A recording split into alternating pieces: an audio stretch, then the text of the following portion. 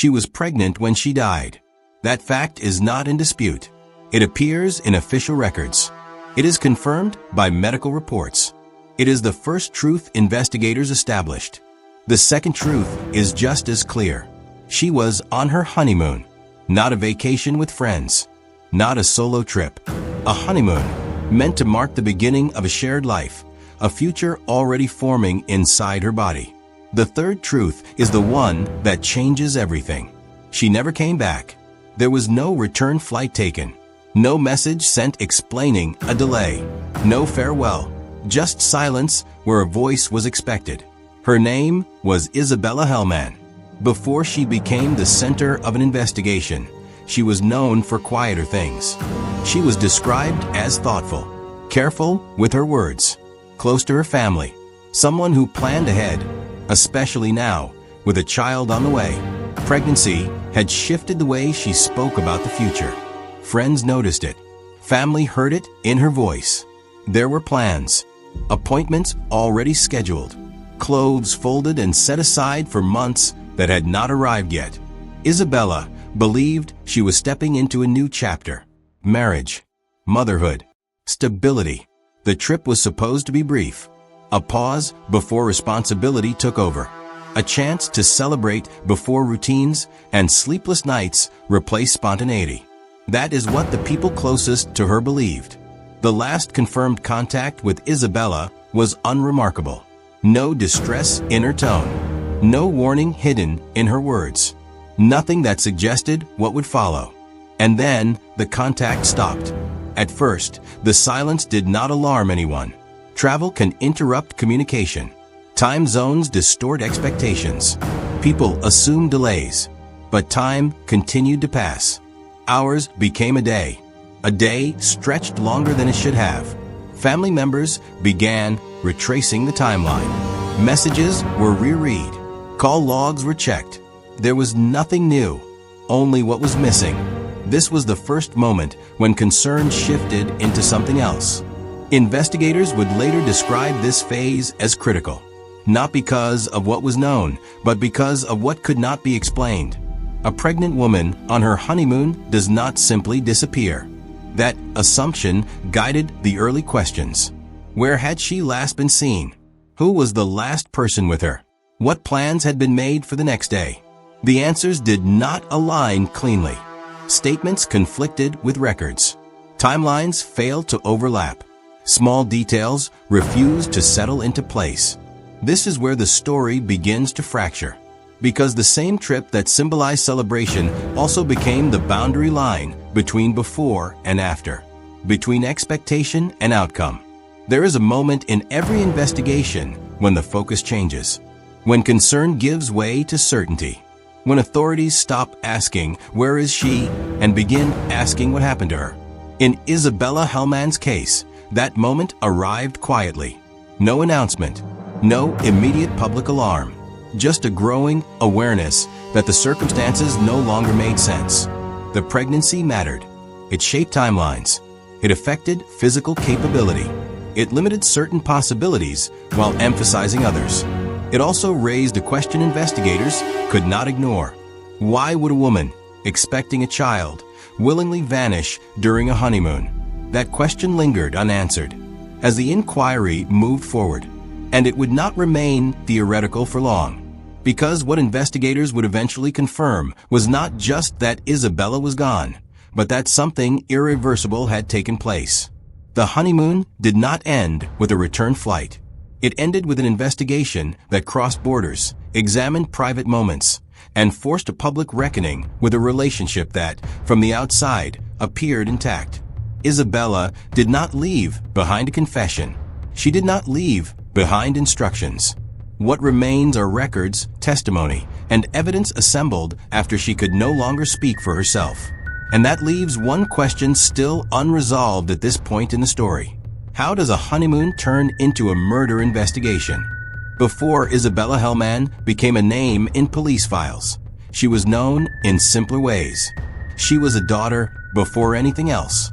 Someone who checked in regularly. Someone whose absence was immediately noticed because silence was not her habit. Family members describe her as steady, not withdrawn, not impulsive. She was deliberate, especially when making decisions that affected others. She listened more than she spoke. When she did speak, her words were measured. Isabella valued structure. She planned her weeks. She kept reminders. She followed through. Those who knew her well say this mattered later, because it made certain assumptions impossible to ignore. She had goals that were neither abstract nor distant. She wanted a stable home. She wanted to raise a child in an environment she considered secure. She spoke openly about what kind of parent she hoped to be. The pregnancy changed the way she oriented herself toward time. Conversations shifted from months to years. She talked about appointments, childcare, and routines. There was anticipation, but also caution. She was aware of responsibility. Isabella was not reckless with her trust, but she was capable of it. Her relationship history reflects that balance. She did not rush into commitments. Friends recall that she evaluated people carefully. When she chose to commit, it was intentional. When she entered her marriage, those close to her believed she had weighed the decision seriously. There were no public confrontations, no visible instability. From the outside, the relationship appeared functional. That appearance matters. Because later, when investigators revisited her past, they searched for evidence of hesitation. They looked for signs of doubt. They examined messages and conversations for anything that suggested fear. What they found was quieter than expected. Isabella trusted the person she married. That trust shaped the weeks leading up to the trip. She shared plans. She spoke about the honeymoon as a pause before life accelerated, a final moment of rest before responsibility became constant. Pregnancy often brings vulnerability, physical limitations, emotional shifts, dependence on others. Isabella acknowledged those changes. She relied more on reassurance. She leaned into stability, and that reliance would later become significant. There is a tendency, after a crime, to search backward for obvious warning signs, clear markers, moments that should have been decisive. In Isabella's case, those moments are difficult to isolate, which creates a contradiction. A woman known for caution entered a period of heightened vulnerability. Yet those around her did not sense danger. The people closest to her did not intervene. No urgent concern was raised before she left. That contradiction would stay with investigators, because the person Isabella was methodical, future-focused, careful, did not align easily with the circumstances of her disappearance. This is the emotional shift in the story. Up to this point, Isabella is defined by intention, by plans not yet realized, by a life moving forward. What follows will test whether those intentions were protected or ignored. Before that change occurs, it is important to pause, to reset the timeline. Up to the moment she departed for her honeymoon, Isabella Hellmann was alive, expecting a child, and planning a future. She trusted the person beside her. She believed the trip marked a beginning, not an ending. That is the last stable point in this story. Everything after this moment will be shaped by what happens next. Because the question investigators would soon face was no longer who Isabella had been, but whether the person she trusted most knew her as well as they claimed, and whether that trust had placed her in a position she could not escape. When investigators later reconstructed the relationship, they began at the beginning. How Isabella met her husband was, by most accounts, ordinary. No dramatic entrance. No immediate intensity. They were introduced through shared social circles. Conversation came easily. There was familiarity rather than urgency. In the early months, the relationship progressed at a pace Isabella's friends considered reasonable. They spent time together, but not exclusively. She maintained her routines. She did not withdraw from the people closest to her. Those early dynamics are important because they establish a baseline. At first, there was balance. Isabella continued working. She kept her social commitments. Family contact remained frequent. To those observing from the outside, the relationship did not raise concern. As time passed, commitment deepened. Plans became joint rather than individual. Decisions began to involve consultation. This transition was expected. It mirrored other relationships around her. What made it harder to assess later was how subtle the changes were. There was no single moment where everything shifted. Instead, there were adjustments, small ones. Phone calls that became shorter, plans that required coordination, preferences that quietly overrode her own. None of this was alarming on its own. When pregnancy entered the picture, the relationship changed again. Pregnancy introduces dependency, physical and emotional. It alters routines.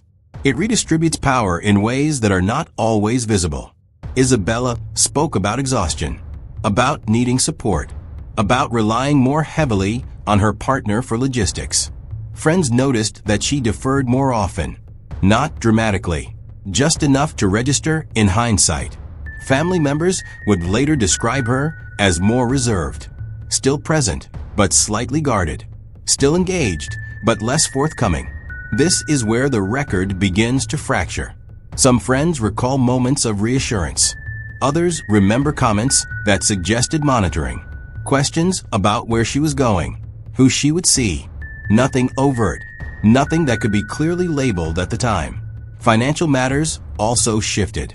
Expenses became shared. Control over accounts consolidated. Isabella discussed budgeting in ways she had not before. Again, this could be explained by marriage, by preparation for a child. But investigators would later note how quickly those changes occurred. Jealousy was not openly expressed. There were no public confrontations. What existed were boundaries that slowly narrowed. Isabella spent more time at home. She traveled less independently. Her circle became smaller. This did not trigger alarm because it happened gradually. That gradual change is critical. Abusive dynamics do not always announce themselves. They often resemble compromise. Friends would later struggle to pinpoint when discomfort began.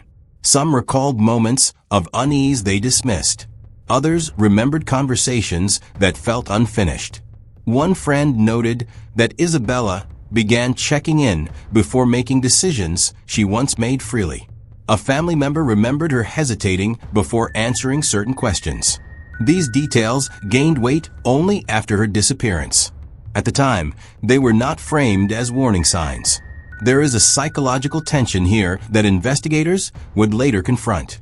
Was this relationship evolving naturally or narrowing deliberately? The answer is not immediately clear, and that uncertainty becomes the foundation for competing theories. At this point in the timeline, nothing illegal had occurred. No reports were filed. No interventions requested. Isabella was married. She was pregnant. She was planning a future. Yet the people who knew her best sensed a shift they could not articulate. This is where viewers are left to consider a question that investigators would later ask repeatedly. If control exists, does it always arrive loudly? Or does it sometimes present itself as care? The timeline now moves closer to the honeymoon. By then, Isabella's world had become more contained. Her reliance on one person had increased. Her vulnerability was at its highest. And still, no one believed she was in danger. That assumption would not survive what came next, because the trip that followed would place Isabella in an environment where privacy was absolute and oversight non-existent. And once she left, the people who might have noticed further changes would no longer be there to see them.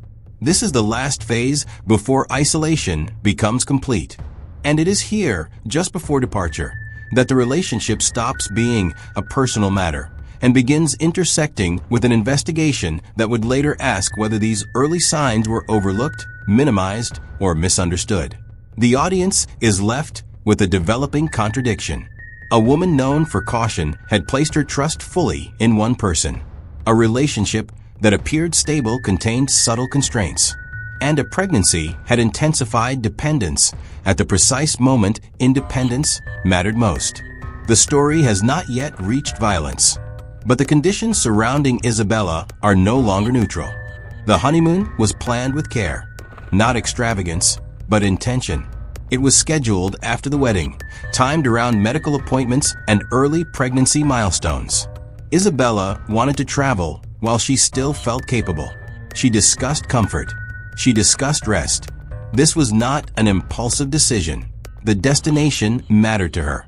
It represented distance from routine, without complete disconnection.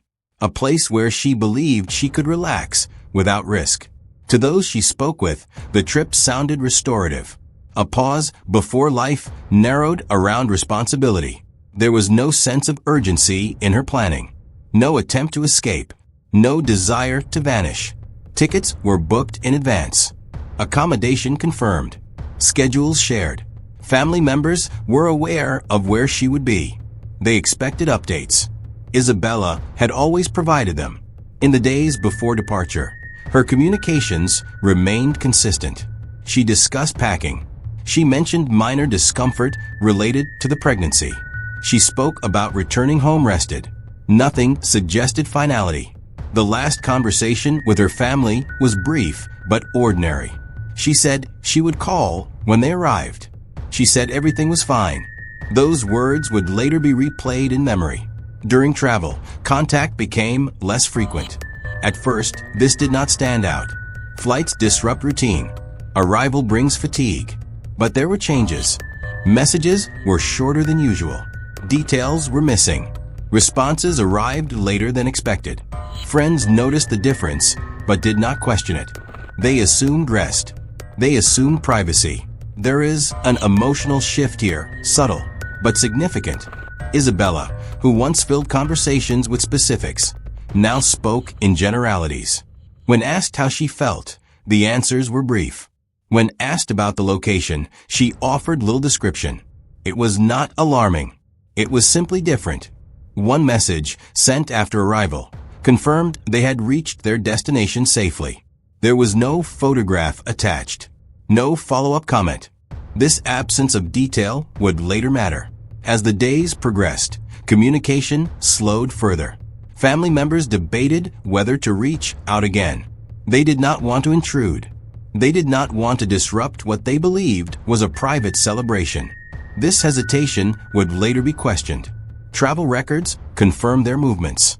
Arrival times align with ticket data. Accommodation check-in was recorded. From an administrative standpoint, everything proceeded normally. But there were discrepancies. Witness accounts would later place Isabella in specific locations at times that did not fully align with the expected itinerary. Descriptions varied. Details conflicted. Some recalled seeing her alone briefly. Others remembered the couple together, but described limited interaction. These contradictions were not identified immediately. At the time, no one was looking closely. The last confirmed sighting of Isabella occurred in a public space. The date and time are documented. She was observed alive. She appeared physically intact. No distress was reported. What is striking about this moment is its ordinariness. There was nothing dramatic. No visible conflict. No attempt to draw attention. And then there were no more sightings. This is where the timeline resets. Up to this point, Isabella is traveling. She is communicating intermittently. She is still expected to return. After this point, the record changes. Messages stop entirely. Calls go unanswered. No explanation is offered. The shift is abrupt. Family members attempt contact. Friends wait, then follow up. Time extends beyond what anyone considers reasonable. This is the mini cliffhanger. Because while Isabella is no longer communicating, someone else continues to move through the itinerary. Records show activity. Travel continues. Schedules are adjusted. The contradiction becomes unavoidable. A honeymoon involves two people. Only one appears to vanish. Investigators would later focus intensely on this gap. Not the absence itself, but the silence surrounding it. Why was there no concern expressed at the time? Why was there no attempt to explain the lack of contact? At this stage in the story, the audience is left with incomplete information. What happened between the last sighting and the moment concern became unavoidable is not yet known. What is known is this. Isabella Hellmann entered the honeymoon expecting rest, safety, and a return home. The people waiting for her believed the same. The trip that was meant to mark a beginning quietly became the dividing line between presence and absence. And everything that follows will be shaped by the hours no one witnessed, and the silence that replaced her voice. Hi viewers. Warm welcome to the family. Kindly tell us where you are watching from and what time it is. Please, you can help and support this channel by subscribing, like, and share your thoughts in the comment section. The disappearance did not announce itself immediately. At first, it was handled privately, quietly, within the family. Isabella was expected to return home on a specific date. That date passed without explanation. There was no message to say she had missed a flight. No call to say plans had changed. No indication that she intended to stay longer. Her phone went unanswered. At first, concern was restrained. Travel can be unpredictable. Delays happen. But the hours continued to accumulate. Family members began calling repeatedly. Messages were sent and left unread. Voicemails stacked one after another. This was the first clear deviation from Isabella's normal behavior. She did not ignore her family. She did not disappear without explanation. By the next day, the tone changed. Concern became urgency. Family members contacted the one person who had been with her. They expected clarity. They expected reassurance. What they received instead was uncertainty. The explanations were brief, vague, inconsistent. Isabella was said to be resting, then unwell, then unreachable due to circumstances that were never fully explained. Each explanation addressed the immediate question, but failed to resolve the larger concern. Why had Isabella not reached out herself? This is where the first contradictions appear. According to travel records, the itinerary continued. Movement was documented. Reservations were altered. But Isabella's voice was absent from every change. When family members pressed further, answers became more fragmented. Times did not align. Descriptions shifted slightly with each retelling. Details that should have been stable were not. This created an imbalance of information. The family knew Isabella. They knew how she communicated. They knew how she behaved when plans changed. What they were being told did not match that knowledge. The decision to involve authorities was not immediate. There is hesitation in these moments, a fear of overreaction, a hope that there is a simple explanation. But pregnancy alters those calculations. A pregnant woman missing communication is not viewed the same way. Medical risk is immediate. Time matters. When Isabella was officially reported missing, law enforcement began with standard procedures. They confirmed travel details. They verified accommodation records. They attempted contact.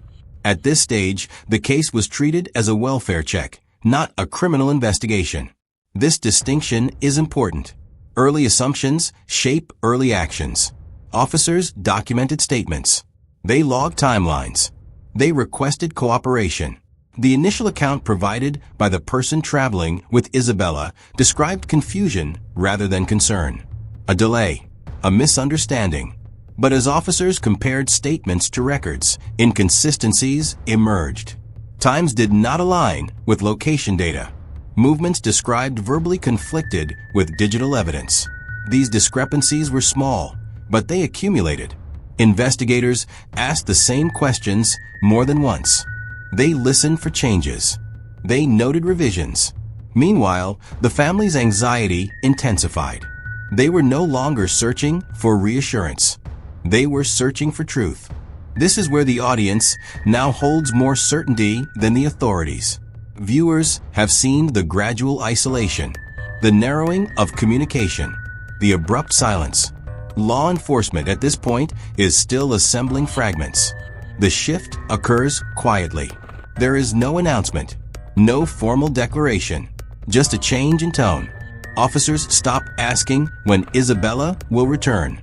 They begin asking where she was last seen. They request access to devices. They examine travel paths more closely. They revisit statements already given.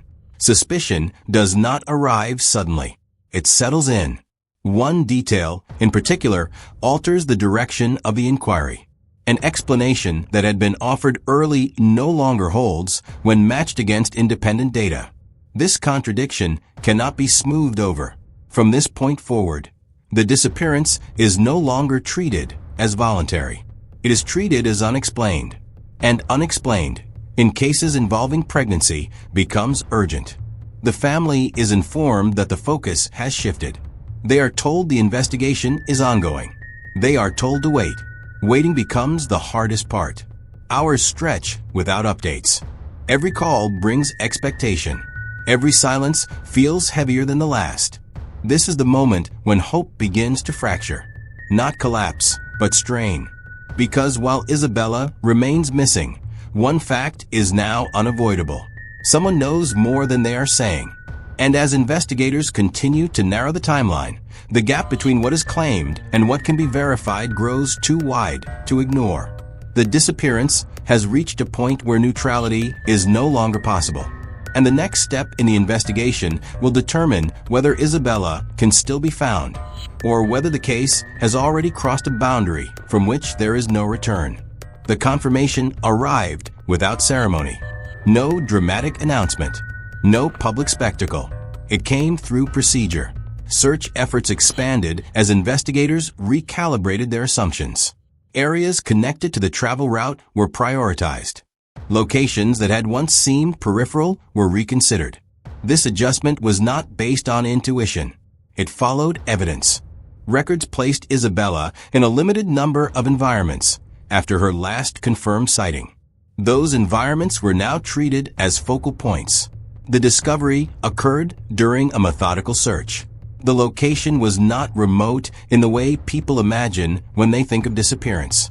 It was accessible, known, within reach of the itinerary that had already been established. Isabella's body was found concealed from casual view, but not beyond the reach of investigators who knew where to look. There was no confusion about identity. Documentation, physical characteristics, and personal items confirmed who she was. The moment of discovery marked a shift that cannot be overstated. Up to this point, the case had existed within uncertainty. Now, uncertainty narrowed into fact. Medical examiners were brought in immediately. The area was secured. The process that followed was procedural and restrained. There was no rush to interpretation.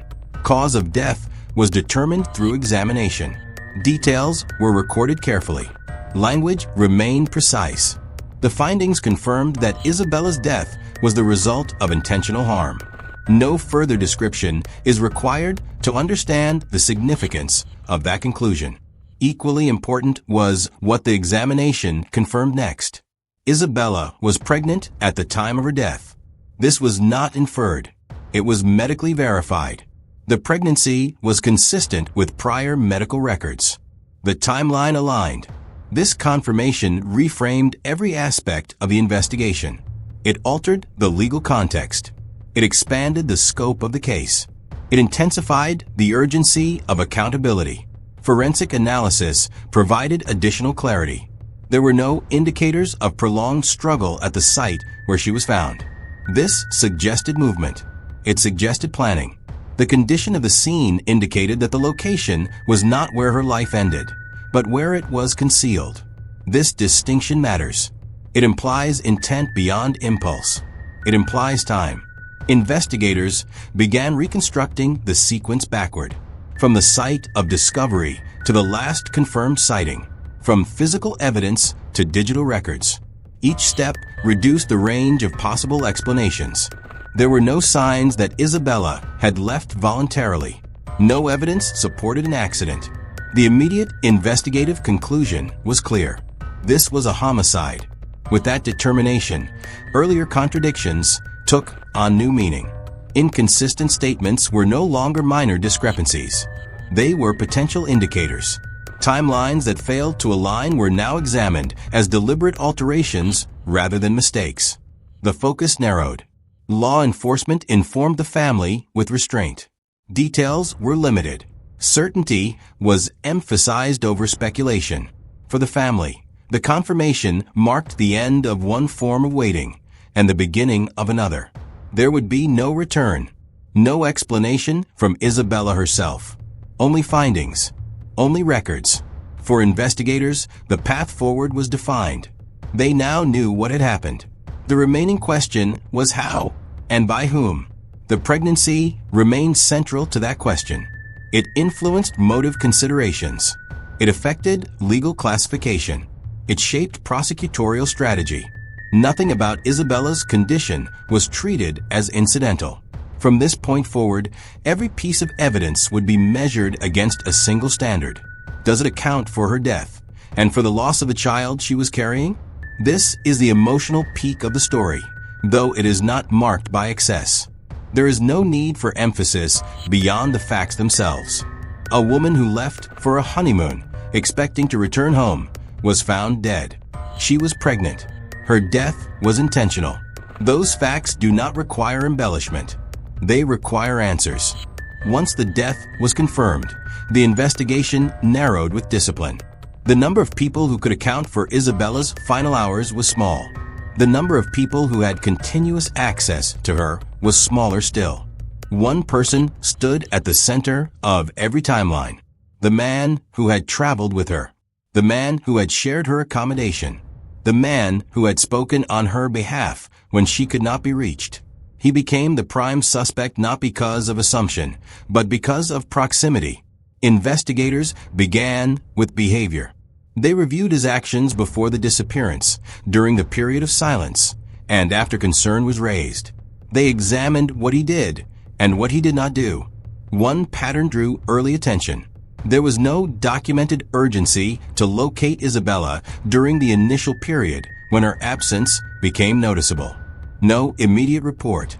No sustained effort to explain her lack of communication to family members. This absence of urgency did not prove guilt, but it required explanation. When formal statements were collected, investigators compared them carefully. Early accounts described confusion. Later accounts added detail. Some details contradicted earlier versions. Locations shifted slightly. Times moved forward or backward by small increments. Explanations became more structured over time. This evolution mattered. Truth, when recalled consistently, tend to stabilize. Fabrication often requires adjustment. Investigators did not confront these changes immediately. They allowed space. They listened. They observed body language during interviews. There were pauses at unexpected moments. Clarifications offered before questions were fully formed. A tendency to emphasize certain points while avoiding others. None of these behaviors were conclusive, but together they formed a profile. Digital evidence was then introduced into the analysis. Travel records, location data, transaction histories. These records were indifferent to narrative. They documented movement without interpretation. When aligned against verbal statements, disparities emerged. Times placed the suspect in locations inconsistent with earlier descriptions. Movements occurred during periods when Isabella was said to be resting. Actions were taken that suggested planning rather than reaction. Investigators revisited prior history.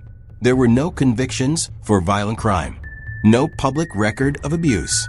But absence of record does not equal absence of behavior. They spoke to people who had known the suspect before the marriage. They asked about past relationships. They asked about conflict resolution. Descriptions varied. Some described him as controlled. Others described him as attentive. A few mentioned jealousy, framed as concern. Again, nothing definitive. But patterns began to surface. Control, when subtle, often presents as caretaking. Decisions framed as protection. Boundaries described as preference. Investigators considered motive carefully. Financial motives were evaluated first. Life insurance policies were reviewed. Account changes were examined. Beneficiary details were confirmed. There was no immediate windfall. No sudden gain. That did not eliminate financial pressure as a factor. The cost of a child. Shared obligations. Future responsibility. Emotional motives were next. The pregnancy altered the balance of the relationship. It changed expectations. It removed options. Commitment became permanent in a way marriage alone had not enforced. Investigators considered fear. Fear of exposure. Fear of loss of control. Fear of a future defined by responsibility rather than choice. They examined communications from the weeks prior to the trip. Messages showed reassurance. They also showed monitoring. Questions asked frequently. Updates expected promptly. The pattern suggested attachment that bordered on oversight. The final motive considered was control. Control does not always seek dominance. Sometimes it seeks certainty. A child introduces uncertainty. A pregnant partner carries autonomy that cannot be negotiated away. This line of thinking did not assign guilt. It contextualized possibility. As evidence accumulated, the moral tension deepened. Was this outcome the result of a single moment, or the conclusion of a process that had been unfolding quietly? Investigators weighed prevention. Could intervention have occurred earlier? Were the signs visible only in retrospect? They avoided speculation in their conclusions. They relied on what could be proven. And what could be proven was this. The suspect was the last known person to see Isabella alive. His accounts shifted over time. Physical and digital evidence contradicted key elements of his statements. He had opportunity. He had proximity. At this stage, the case did not rest on emotion. It rested on accumulation. Each inconsistency reduced the range of alternatives. Each unanswered question increased focus.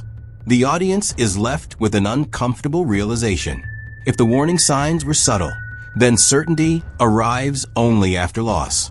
If control masquerades as care, then recognition often comes too late. The investigation now moved toward confrontation.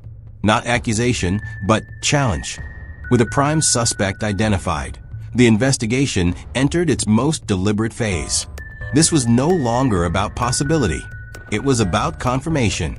Investigators began by isolating facts that could not be influenced by memory or interpretation. Digital evidence came first. Phones were examined. Location data was extracted. Timestamps were aligned. These records did not tell a story on their own. They provided anchors. When mapped against the suspect's statements, patterns emerged.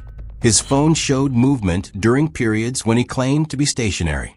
Location data placed him in areas he had not mentioned.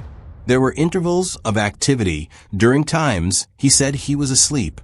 None of this proved a crime, but it reshaped the timeline. Investigators then layered travel records over the digital data. Flight manifests, accommodation logs, transportation receipts. Each record confirmed presence or absence at specific moments. The honeymoon itinerary, once viewed as routine, now became a sequence of checkpoints. Investigators asked a simple question at each one. Who was where and when? At several points, the answers conflicted. Hotel records showed access cards used after Isabella was last seen. Transportation data showed movement inconsistent with the explanation provided. One contradiction stood out. A change in itinerary had been made unilaterally. No message from Isabella accompanied it. No call preceded it. Yet the change occurred within hours of her last confirmed sighting. This detail forced investigators to pause. Up to this point, they had been building incrementally. Now, they were confronting intent. Witness statements were re-examined. Employees, bystanders, individuals who had encountered the couple briefly. Descriptions varied, but a pattern surfaced. Several witnesses recalled Isabella appearing withdrawn, not distressed, but quieter than expected. Others remembered the suspect speaking on her behalf, answering questions directed at her, redirecting interaction. Individually, these moments carried little weight. Together, they suggested control of narrative as well as movement. Investigators compared these accounts to interview footage. During interrogations, the suspect was cooperative. He answered questions readily. He appeared composed. But composure can obscure strain. When confronted with precise data points, his responses slowed. Clarifications increased. Certain questions prompted rehearsed language. Investigators noted this shift. They returned to earlier statements. What had once been framed as confusion was now framed as certainty. Details that had been vague became specific, sometimes too specific. This adjustment raised concern. Memory sharpens with clarity, not confrontation. The contradictions were now undeniable. At this stage, investigators began confronting the suspect with evidence incrementally. Not all at once, piece by piece. A timestamp here, a location there. Each revelation narrowed his options. The suspect's narrative adjusted again, but the digital record did not. This is the moment where the investigation turns. Not through confession, not through confrontation, but through convergence. When independent data sources, digital, physical, testimonial, align, probability collapses into conclusion. Investigators realized that Isabella's movements ceased at a point when the suspect's movements did not. They realized that actions taken afterward required planning. They realized that silence had been maintained deliberately. The truth was not discovered in a single instant. It emerged as resistance to alternative explanations. There was no scenario left that accounted for all the evidence except one. At this point, the audience is effectively inside the investigation. Each contradiction has been exposed. Each adjustment has been documented. The imbalance of information has reversed. Law enforcement now knows more than the suspect believes they do. And the question shifts again. Not what happened, but how it will be proven. Because evidence, no matter how compelling, must be structured to withstand scrutiny. The investigation was no longer exploratory. It was preparatory. The groundwork for accountability had been laid, and the next step would determine whether the truth, now visible to investigators, could be presented clearly enough to hold in court. Because from this moment forward, the case against Isabella Hellmann's husband was no longer built on suspicion. It was built on record, and the remaining task was to translate that record into justice. The arrest did not occur immediately. Investigators moved with caution. Evidence was reviewed repeatedly. Timelines were tested against every available record. When the decision was made, it was procedural. The suspect was taken into custody without incident. There was no public confrontation, no attempt to flee. The charge reflected the findings. Homicide. The inclusion of Isabella's pregnancy altered the legal framing. It expanded the gravity of the case. It acknowledged that more than one life had been lost. From the moment the charges were filed, the case entered a different arena. Facts were no longer assembled solely for understanding. They were prepared for challenge. Court proceedings unfolded methodically. Prosecutors presented a timeline built from independent sources.